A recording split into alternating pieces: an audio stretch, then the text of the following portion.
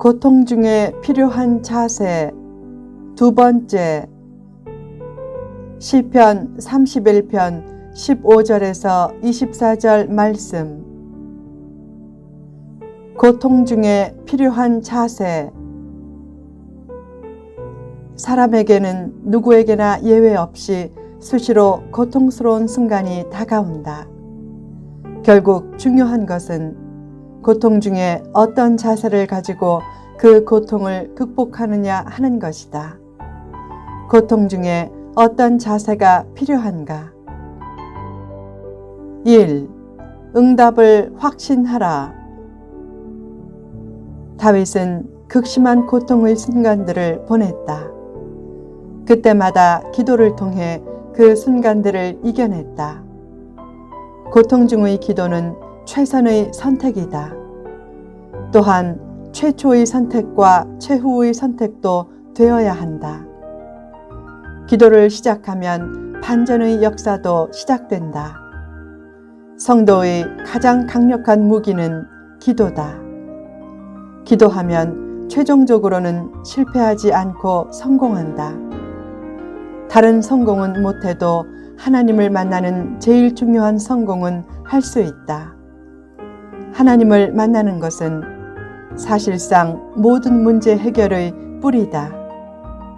기도할 때는 끈질기게 하라. 기도가 순간의 탄식이 되면 안 된다. 왜 기도 응답이 없는가?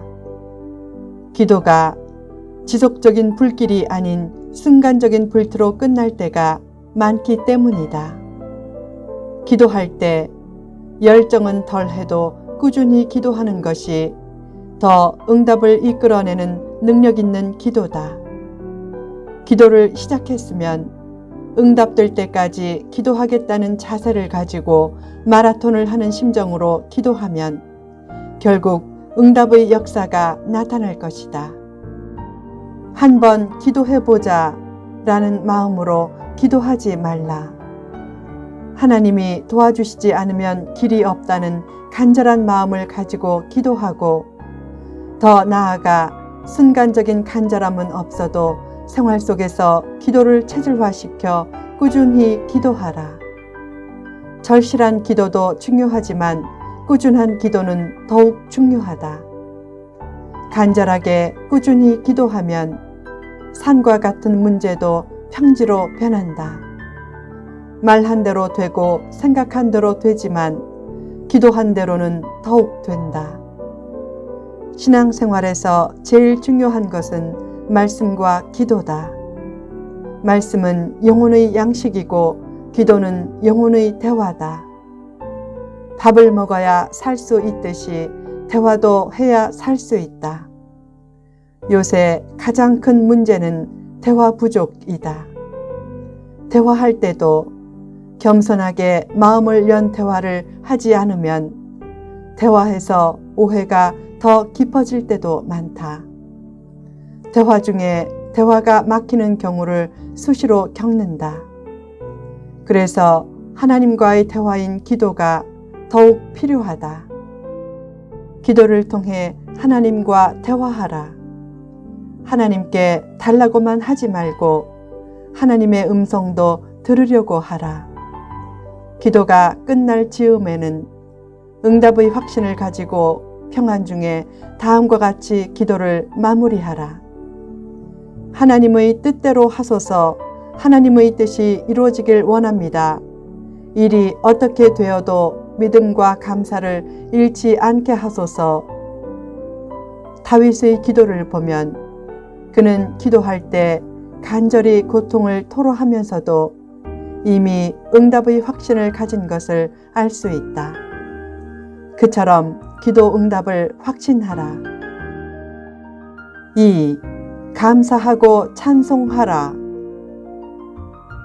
다윗은 자신의 앞날과 생명을 주의 손에 온전히 의탁하면서 하나님의 사랑으로 원수들의 손에서 자신을 구원해달라고 기도했다.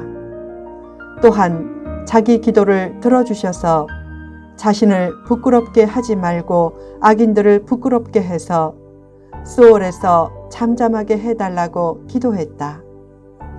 스올은 죽은 영혼이 무의식 상태로 있는 곳을 나타내는 히브리적인 개념이다. 더 나아가 다윗은 교만하고 완악한 말로 무례히 의인을 치는 거짓 입술이 말 못하는 자 되게 해달라고 기도했다. 그렇게 기도한 후 하나님이 자기 기도에 응답해서 은혜를 베풀어 주실 줄 믿고 계속 고백했다. 주를 두려워하는 자를 위하여 쌓아두신 은혜, 곧 주께 피하는 자를 위하여 인생 앞에 베푸신 은혜가 어찌 그리 큰지요. 이 고백을 보면 주를 두려워하는 자와 주께 피하는 자가 동격으로 사용되었다. 하나님은 어려운 때 하나님을 경외하고 하나님께 피하는 자를 위해 은혜를 쌓아두셨다가 마침내 은혜를 베풀어 주신다.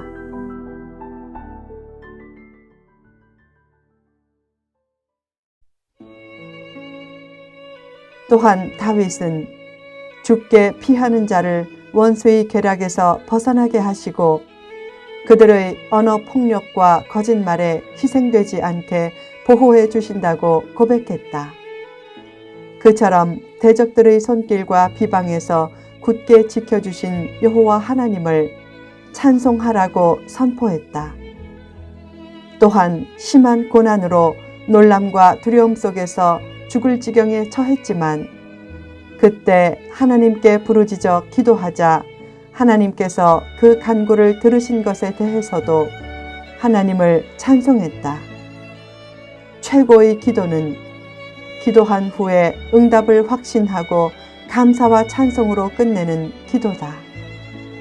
고통 중에 절망하거나 포기하거나 믿음이 없는 말을 하지 않고 하나님께 감사하고 찬송하면 기도 응답의 역사와 문제 해결의 역사도 속히 나타난다. 응답이 있음을 믿고 감사하고 찬송하면 결국 응답을 얻고 감사하고 찬송하게 된다. 응답 전에도 감사하고 응답 후에도 감사하는 전천후 감사 신앙은 항상 최상의 결과를 낳는다. 3.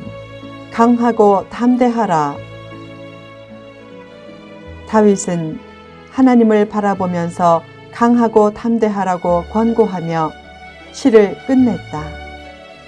인생의 장벽 앞에서 두 종류의 사람이 있다. 가망이 없다고 포기하는 사람과 도전 정신을 가지고 맞서는 사람이다.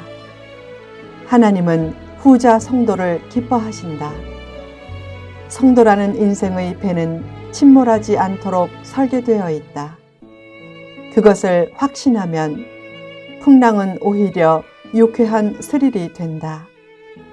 실패가 없으신 하나님이 인도하시는 삶에서 어느 정도의 어려움은 오히려 투지를 심어주는 계기가 될 수 있다.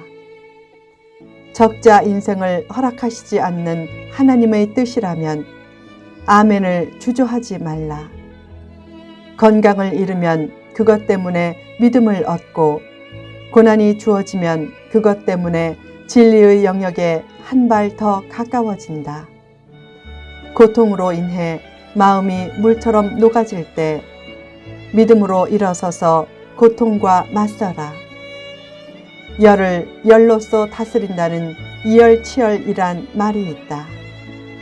더울 때 뜨거운 사우나에서 땀을 빼면 더위가 가시는 상쾌함을 얻는 원리가 이열치열의 원리다. 역발상의 믿음을 가지라. 장애물이 잘 극복되면 물밀듯이 밀려오는 고통을 막아주는 거룩한 뚝이 된다. 성도의 고통은 하나님의 선한 목적하에 주어진 것이다. 너무 문제가 없으면 오히려 영혼이 길을 잃고 잘못된 것을 추구할 수도 있다. 성공과 축복의 단맛에 취해 하나님에 대한 열정과 기도를 잃으면 그것이 더욱 큰 문제다. 그러다가 큰 시련과 고통을 당하면 그때 선택된 성도는 하나님을 간절히 찾고 기도의 열정과 겸손한 회개를 다시 회복한다. 또한 겸손한 교회 사랑과 봉사도 회복한다. 그런 의미에서 고통이 나쁜 것만은 아니다. 수시로 다가오는 인생의 고통을 두려워하지 말라. 하나님의 자녀라는 확신을 가지고 더욱 강하고 담대해지라. 하나님은 신실한 믿음을 결코 외면하시지 않는다. 이 세상의 어떤 것도 온전히 영혼을 지켜줄 것은 없다. 영혼을 온전히 최종적으로 지켜주실 분은 오직 하나님밖에 없다. 하나님은 성도가 고통을 당하면 그 당한 만큼 은혜를 쌓아두셨다가 언젠가 그 쌓아두신 은혜를 멋지게 베풀어 주실 것이다. 다윗처럼 고통 중에 기도하고 은혜를 기억하고 찬양하라. 하나님은 은혜의 하나님이다. 기독교는 은혜의 종교다. 다윗이 어떻게 고통 중에 강하고 담대할 수 있었는가? 하나님이 은혜의 하나님임을 확신했기 때문이다. 이 세상의 모든 종교 중에서 은혜란 말을 가장 많이 쓰는 종교가 기독교다. 기독교는 하나님의 은혜가 성도를 앞서 이끌어 주신다고 믿기에 성도는 강하고 담대하게 될 수밖에 없다.